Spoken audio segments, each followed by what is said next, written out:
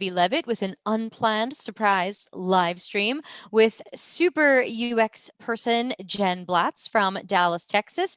I am going to let her introduce myself while I open up all of the chat windows. If you guys have any questions, we are live on LinkedIn and YouTube. If you're watching this live, go ahead and ask your questions. Over to you, Jen. Hello, everybody. Good morning and happy holidays.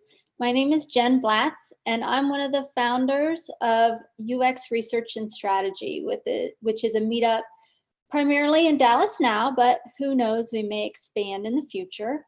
And I wanted to just take a moment to talk about why we're here today and to share a little bit about this upcoming webinar that we're having with Debbie in January. So this is a little preliminary sneak peek that we're going to have with Debbie today, but we're teasing to our live webinar, which is happening on January 11th in 2020 at 11 a.m. Central Standard Time. So that's Saturday. And in order to participate in the event, we ask that you RSVP on Eventbrite. You might not need to narrow the Eventbrite location to Dallas to find it. Again, the group is UX Research and Strategy, and it's a fireside chat with Debbie Levitt. We're going to talk about topics in her book and wherever the conversation goes. We'll also be taking questions in advance. Either you can tweet us or ask us on Instagram or Facebook. We're all over social media or even on LinkedIn. And you can ask your questions in advance. And we're also going to have some questions teed up for Debbie.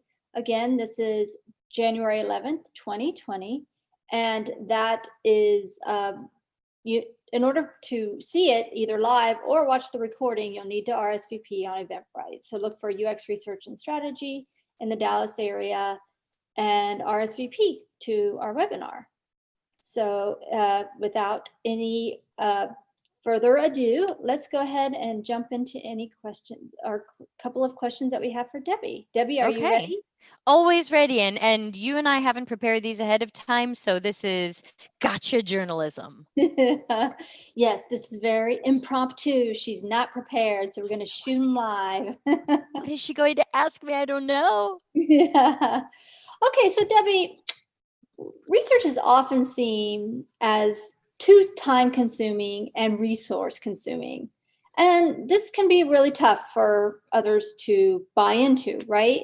So I want to know, like, how do you do it? What are some key tips and phrases that you use to convince others of the importance of devoting time and resources to research? Yeah, it can be a little bit of it depends. So nobody cry when I say that. But typically I have to hear the exact argument or reason against for me to know what to say to counter that. You know, I grew up in a family of lawyers, so I've got to hear what you think in order to know how to best counter that. I don't have like a staple thing, but normally the types of it depends on what I hear. So if I hear, you know, we don't need to spend a lot of time on research, we really know who our customers are. I think a good standard response could be something like, what if our information is outdated? And I think that's a little bit softer than what if we're wrong? What if you're wrong? What if you're a jerk? You know, I think it's a softer way to raise this idea without making it anybody's fault. So what if the information we have about our customers is outdated? What if we are not as fresh as we should or could be on what our customers' needs are, what their unmet needs are, or whether or not this product or feature is a match to them? You know, we don't want to end up.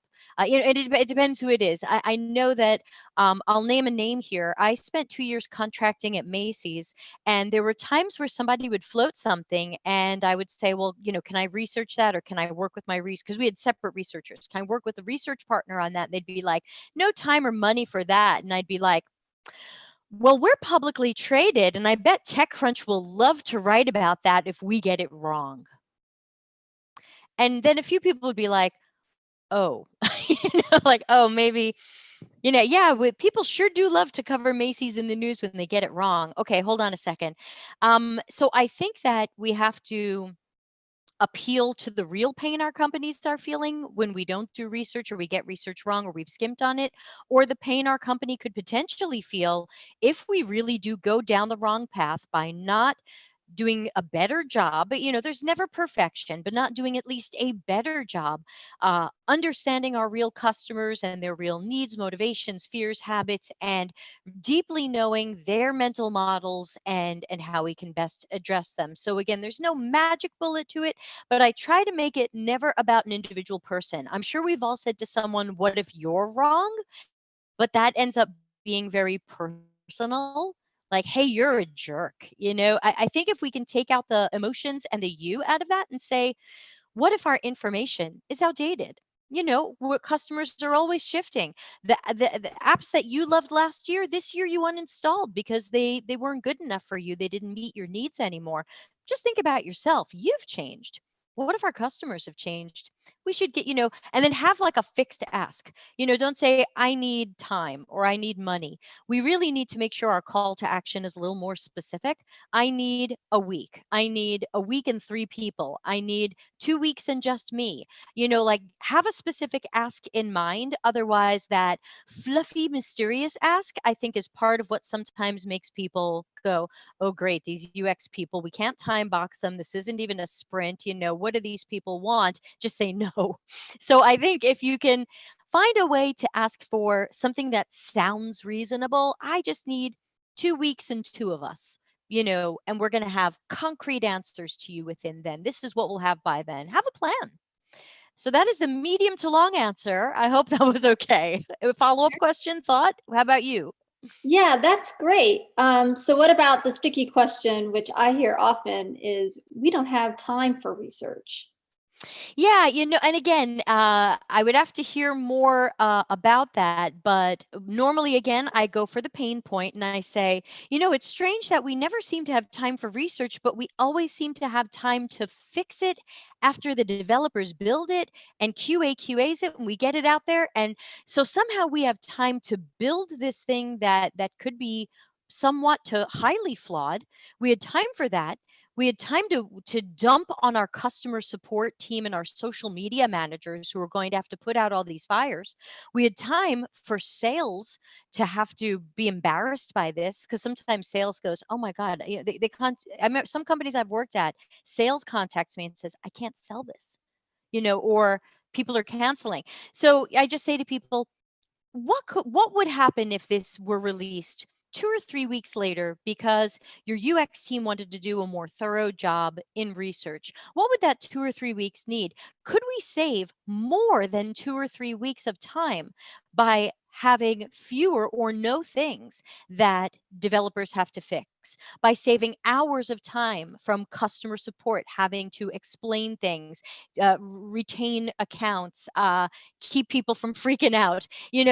So I try to find concrete things that say, look, it feels like a waste of time or money now, but these are the things it saves with our engineering process. Engineering should be able to build faster and more efficiently because they know exactly what we're building and it's been vetted. I tell people this is the QA of UX. And then we'll save time and money after it gets released, because instead of having to waste engineering's time circling back to rebuild something, we're going to get it more right the first time. And that's efficiency, that's agility, that's lean. These are all things we want.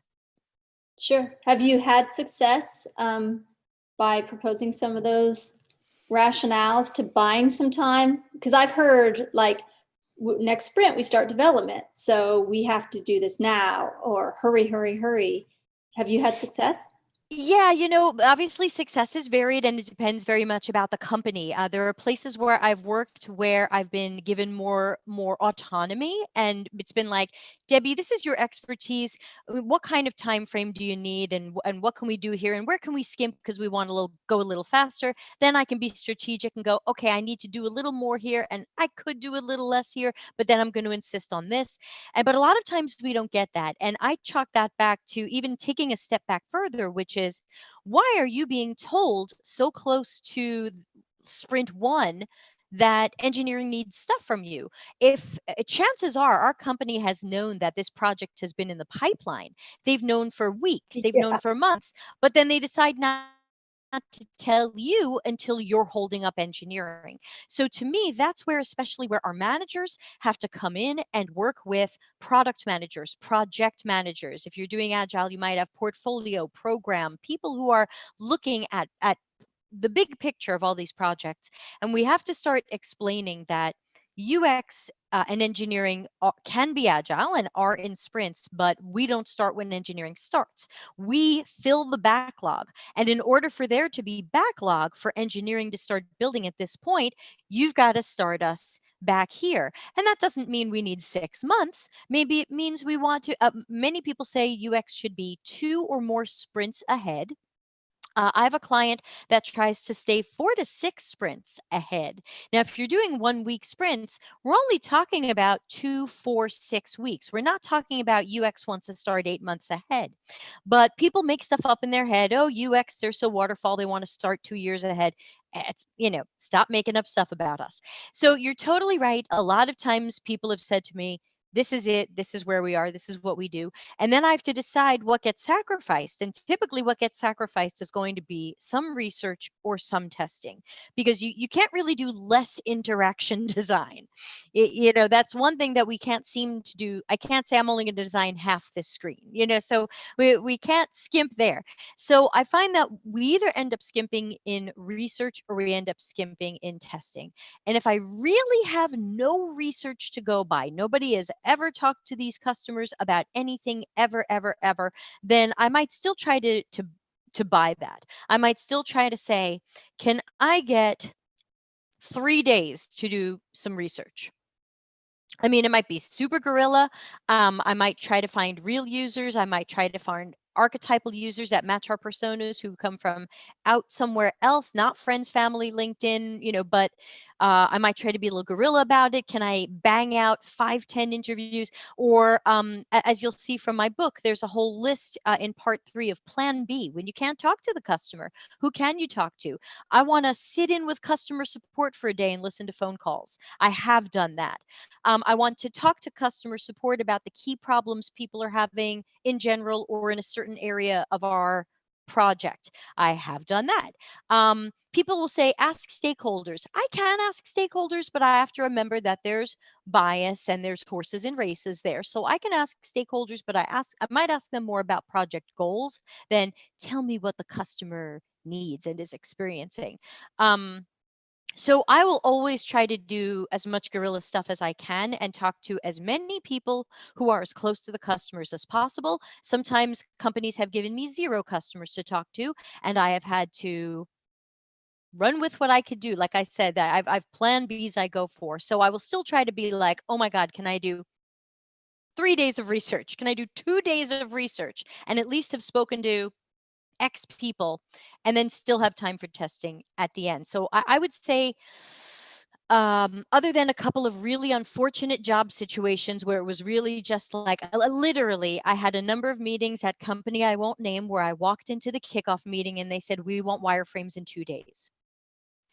Obviously, at that point, you're not researching, you're not testing, it's guess-o-rama. And so that's part of where I started documenting risk.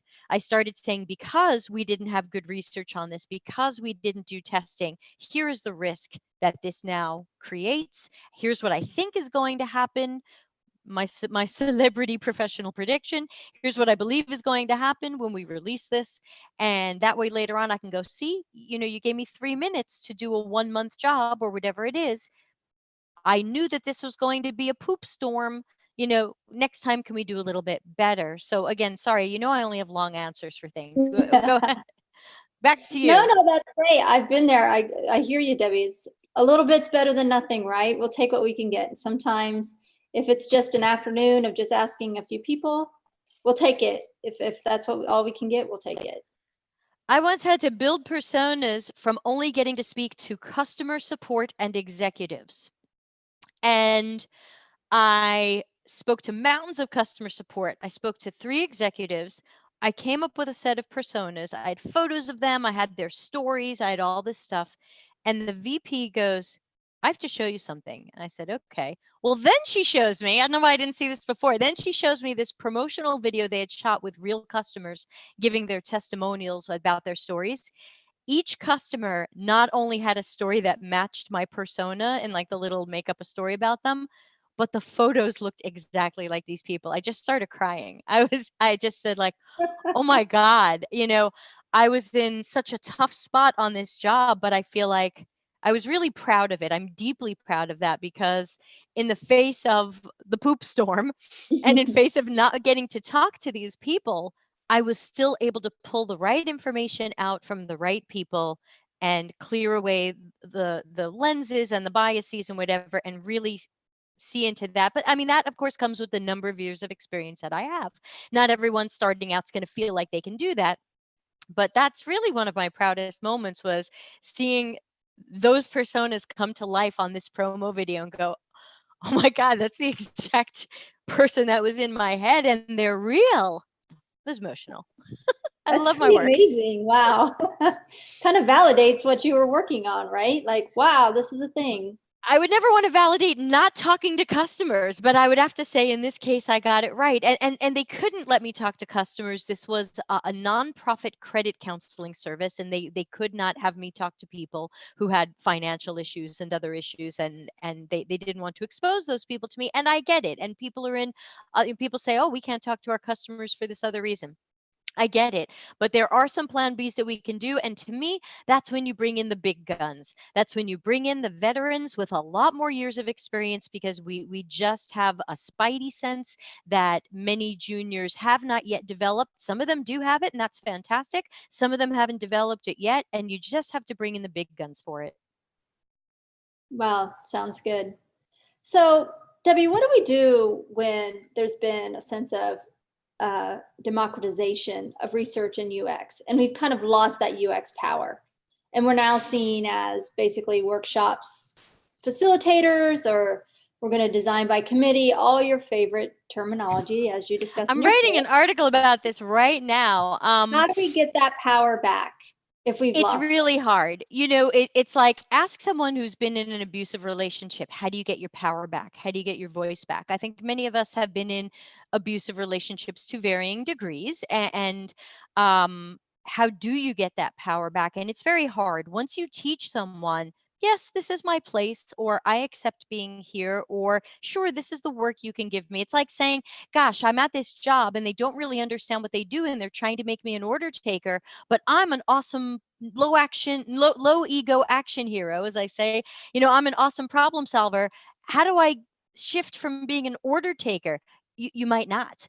And so that's to me some of the biggest danger of all of the democratization, design thinking, design sprint, whatever word it's being given right now. These are all basically words for we need to take some power away from UX. None of these empower us. Now, some people think, well, design thinking, that empowers us because now everyone's talking about design. Well, they're talking about a version of design that doesn't match what we're doing. Someone was fighting me on LinkedIn the other day and he tried to say, well, what about the scientific method?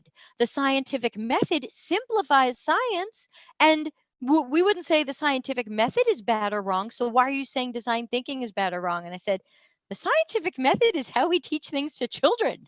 Like, I think you're making my point.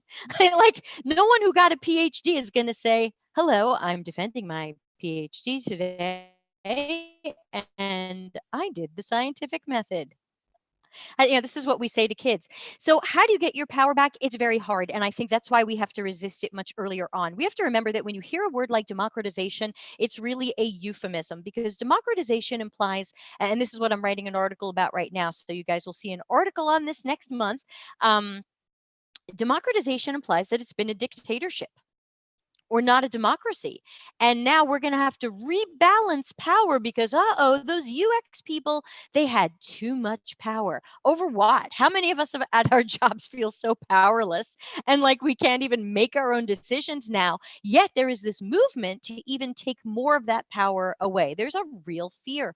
So I think people need to resist that earlier on. It's going to probably take managerial intervention, but UX people who fall for the democratization word will typically say to me, but don't we want our work to be accessible to others?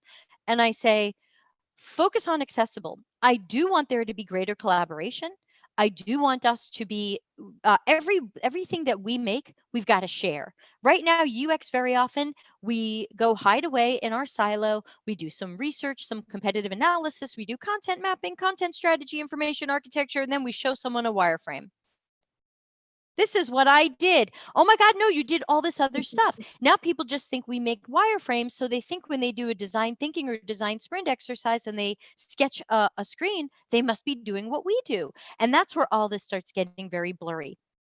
So I think it's hard to regain power from these things because once people think UX, they just facilitate workshops. I would be polishing up the resume. You know, I have quit jobs that wanted me to be an order taker. I have gone into those jobs. Those jobs said to me, "We love your expertise. We love your experience. You seem fun. You know, come on in and help clean up this mess." And then when I got there, it was really, well, can you just kind of, box, smaller box, put Debbie in the smaller and smaller box. And I will leave that job even if I have no other job to go to. I will just walk away. And obviously, if when I'm more desperate, I'm not just walking away, but you don't want, no job wants the person who's only there because they're desperate and so on. So I don't have a great answer of how do we get that power back. That's very hard to do in any dynamic in our lives once we have taught someone that we are willing to be on that lower level.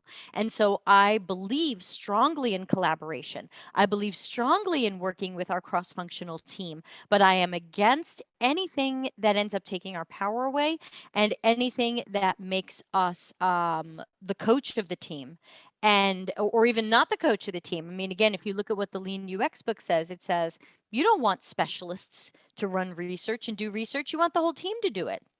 These are just fallacies. I'm sorry, is the sun going down here already where I am? Let's turn on the light. So it's just going to make me look dark and mysterious.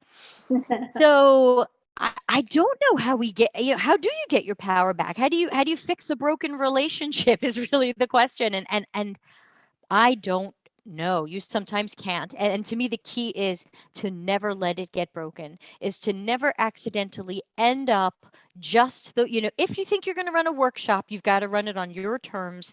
And I people sometimes say to me, but Deb, design thinking and design sprints can work. And I say, okay, tell me what you're doing. And they describe it to me and I go, but that doesn't match the traditional definition of design thinking or the traditional definition of design sprints. And they go, yeah, that sucked. So I made it better. And I say to everybody, and I'm meeting lots of people on LinkedIn who say this to me, like, stop pooping on design sprints. They're good. Why are they good? Well, I made them better.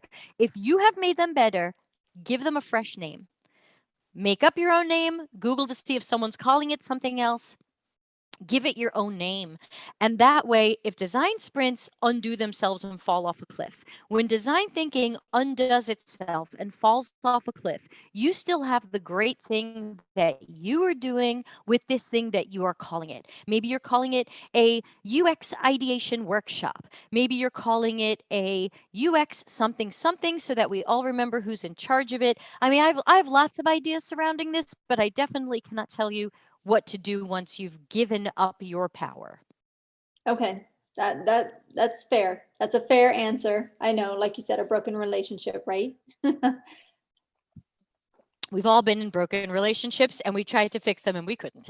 Right, right. Okay, so I'm going to wrap up today's session with one final question. And Debbie, Okay. I would consider you a bit of a change agent. I think you might Many also people do. consider you that as well. I consider me that. What do you look forward to changing in the new year? Girlfriend, and you know the answer. I do. Let's You share it with do. our viewers. Yeah, obviously that I'm only saying a very, very small amount about this in public now. It'll be more public, I think, more in February or March.